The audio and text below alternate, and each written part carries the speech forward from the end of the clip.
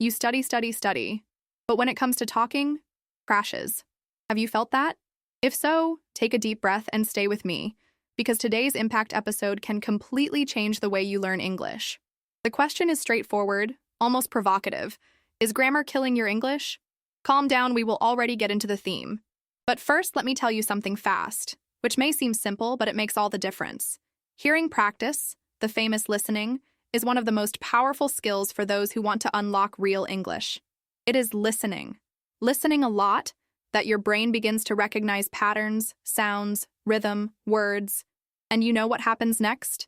You stop translating and start thinking about English. Naturally. But maybe you have already tried everything. Perhaps you have already decorated rules, conjugations, verbal times, and yet you feel a blockade, as if English did not flow, as if you have an invisible wall between what you know and what you can express. And this wall can have a name: grammar. Don't get me wrong, grammar has its place. It is important. But when she turns the center of learning, when she turns the focus, when she turns a weight, she can turn into a prison. You may remember when you started studying English. Remember? That initial excitement, that dream of traveling, understanding movies, talking to people from all over the world, and then came the first class. And with her, the verb to be. Then came simple present, past continued, present perfect. And suddenly, your dream became a table. A list of exceptions, a lot of rules. And do you know what happens when we focus on it? We paralyze. We start to think we need to speak perfect. We need to think about every rule before opening our mouths. And guess what? This is not talking English. This is trying to set up a sentence as if it were a mathematical equation. And communication is not that. Communication is alive. It's human. It is full of mistakes, pauses, improvisations, just as it happens in your mother tongue. Think with me for a moment. When you learned Portuguese, you first learned grammar, or talking. You were born and someone taught you subject, predicate, verbal transitivity. Of course. You learned listening, repeating, making a mistake. And only a long time later, when I was talking fluently, it came to grammar, as a thin adjustment, not as the starting point. And this is where the secret lies. Grammar should be a tool, not a prison. And when you're reversing this order, your English drops. Now I know you may be tired of studying and not seeing result, tired of starting and stopping, tired of being afraid to make a mistake. And that's fine. You are not alone. Thousands of people go through this. The good news is that there is another way, and that's what we will talk about in this video. But before you continue, let me remind you of something very important. This channel is your transformation space. Here you will learn English lightly, natural, and human. Here you will understand that making mistakes is part, what to crash is part, that the process is real, but that the victory is too. So if you feel that this content can help you, stay in the video until the end, because what comes now can unlock something inside you. Oh, and if you really want to learn English really, write it down in your heart. Listening is as important as talking. Listen to train your brain, train your ear, and prepare the terrain so that the words begin to get out of your mouth more naturally. That's why this video is not just a class, it's an immersion experience. While you hear this message, your English is also being fed, word by word. So breathe, releases anxiety, and allow yourself to live this journey with an open heart. Because now, we'll go deep into today's question. Is grammar hindering you more than helping you? And if you are, what to do? So let's go straight to the point. Is grammar killing your English? The answer is maybe. But calm down, I will explain to you. The problem is not in grammar itself. The problem is in the way it is taught, or rather, in the order in which it enters the learning process. Do you know when you try to set up a puzzle and start with the middle pieces without first making the edge? It gives confusion, don't you? Reference is missing. Lack of clarity. And that's exactly what happens when you try to start with the hardest. Rules, verbal times, exceptions, without even having real contact with your tongue. Now imagine this. A 2-year-old is learning to speak. She listens to her parents, repeats words, misses everything in the beginning.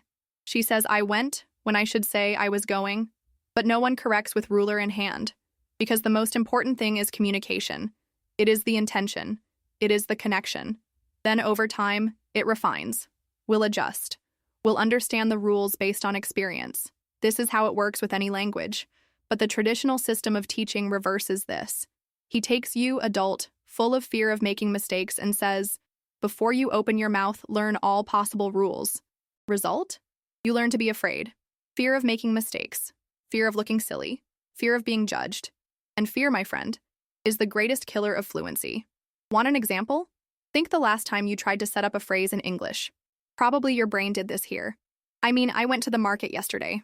So, I was passed by go, went. So, I went to the market.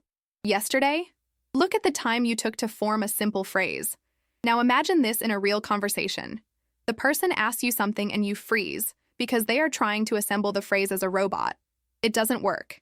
And this is where the power of listening comes, from living with the language. When you hear English every day, your brain begins to understand that certain phrases are ready. Who doesn't need to set up everything from scratch? That you can simply say, "I went to the market," because you've heard it 1,000 times. It's like music. You don't have to understand all the notes to sing. You feel, you absorb, you reproduce. And do you know what is most interesting? When you start using English naturally, without being too attached to the rules, you learn much faster. Why? Because you are putting the language in motion, and the brain loves it. He learns with context, with emotion, with repetition, not with irregular verb spreadsheets. Now it tells me, how many times have you started an English course and stopped in the 3rd unit because you couldn't stand it anymore? How many times did you feel you were walking in circles? Who studied but didn't speak? Who understood but couldn't answer? This is more common than it seems. And it's not your fault. It is the fault of the way learning was built. You were not born to decorate. You were born to communicate.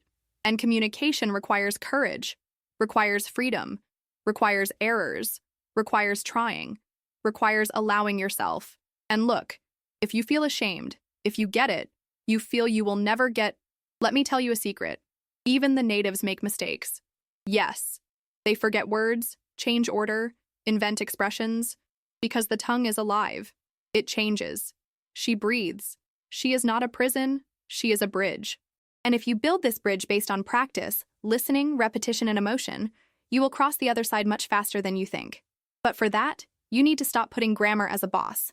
She is not the boss. She is the assistant. She is there to help you, not to stop you. Learn to see grammar as a GPS. You only consult when you are lost. But most of the time, you are driving, feeling the way, moving on. And do you know what else can you do to change this game? Create an English environment around you. Listen to podcasts, watch videos, read simple phrases, repeat aloud, express yourself, even if it is wrong, even if it's strange, even if it is slow, because that's how you really learn. It's not just studying, it is living the language. You can learn English, even if it started late, even if you think it has a bad memory, even if it has never left Brazil. What you need is to change the focus. And the focus should be the practice, the real use, the daily contact, the live experience. The grammar will enter, yes, but at the right time, when you are already confident, when you are already communicating, when she is an ally, not a barrier. So listen to me carefully now. You have everything you need to speak English. It's inside you. It is in your effort, in your dedication, in your desire. You are not weak. You are only on the wrong way. But now that you know that, you can change. It can start over, in a new way, in a way that works. And in the next block, I will show you how to take the first steps, how to apply it in your daily life, and how to turn your English into something that really takes you away. Now that you have understood how grammar may be crashing your English and how to change this scenario, it's time to put it all into practice. And do you know what is most amazing?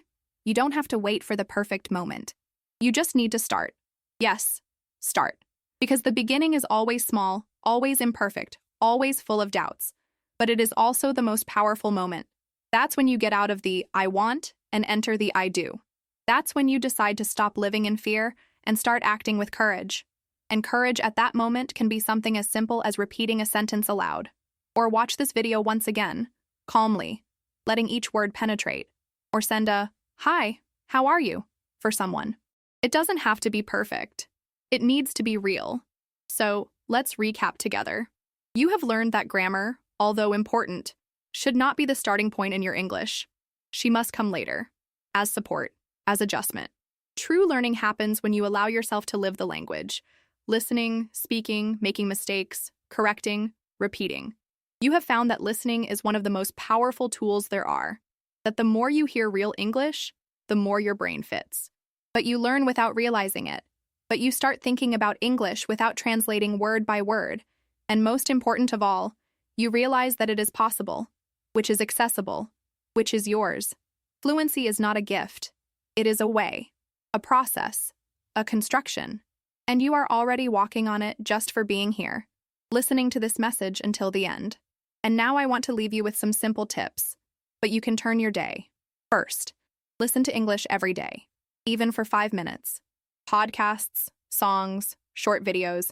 Choose content you like, that motivate you, that emotes you. The important thing is to be in contact with the language. Second, repeat aloud. Talk to yourself. Say the phrases you heard. Reproduce.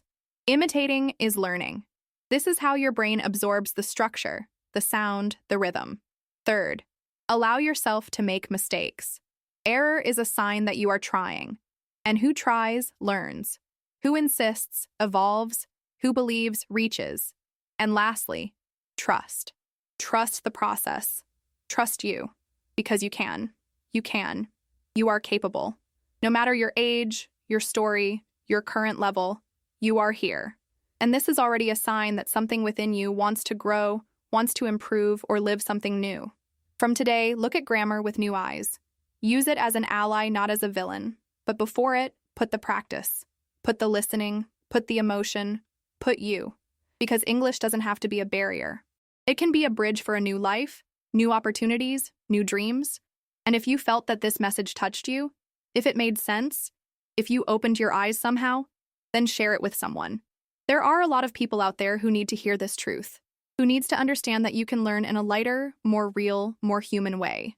And of course, if you want to continue on this journey with us, you subscribe now on the channel, activates notifications. Leave your comment below telling you how your relationship with grammar is like and what you think of this video. I will love to read your story. Here you have a safe space to learn, make mistakes, grow, and be you. Each video is thought out with love, with purpose, to help you get closer to fluency. And I promise you, if you continue with us, your English will jump.